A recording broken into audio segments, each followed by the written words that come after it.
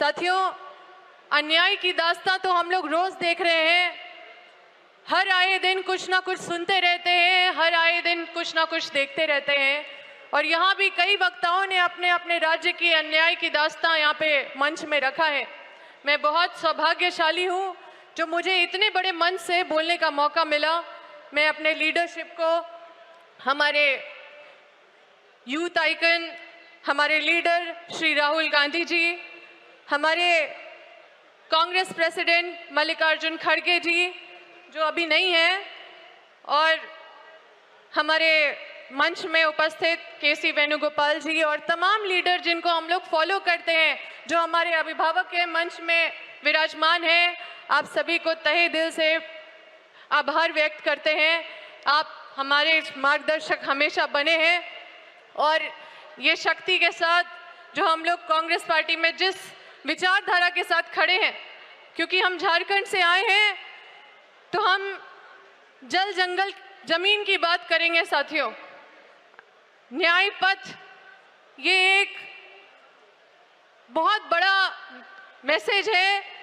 अन्याय सिर्फ लोगों के साथ ही नहीं हो रहा है साथियों, अन्याय उन जंगलों के साथ भी हो रहा है।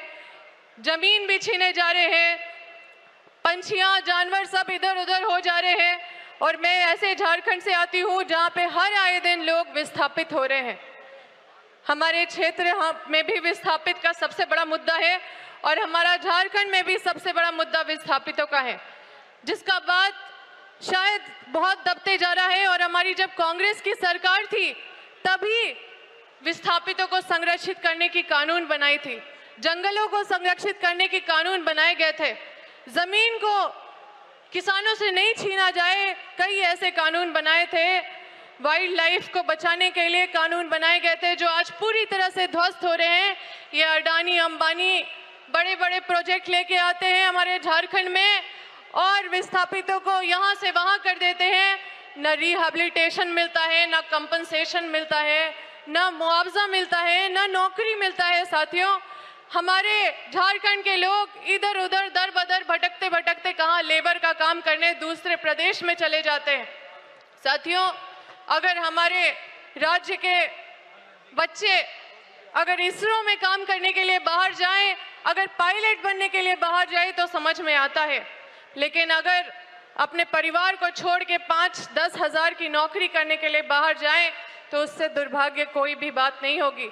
और मैं और मेरा पूरा परिवार विस्थापन का लड़ाई लड़ रहे हैं, क्योंकि हम वहाँ से विधायक रहे हैं और इस बार चूक गए, चुनाव में नहीं जीत पाए, क्योंकि उस समय हम लोग कंपनी का विरोध कर रहे थे और अभी कंपनी वहाँ पे शासन करने लगी है, ठीक उसी तरह से जैसे ईस्ट इंडिया कंपनी करती थी। तो साथियों, अन्याय का पैमाना इतना बड़ा है कि हम सबको अपने लीडरशिप के बातों को गंभीरता देने का जरूरत है। ये जल, ये जंगल, ये जमीन, ये हमारा अस्तित्व सबको मिटाया जा रहा है। और हमारे क्षेत्र में इतना माइन मिनरल होने के बाद भी पूरे देश में सबसे गरीब राज्य अगर कोई है तो वो झारखंड राज्य है। पूरी तरह से अन्याय का प्रकाष्ठा हम लोग देख रहे हैं साथियों।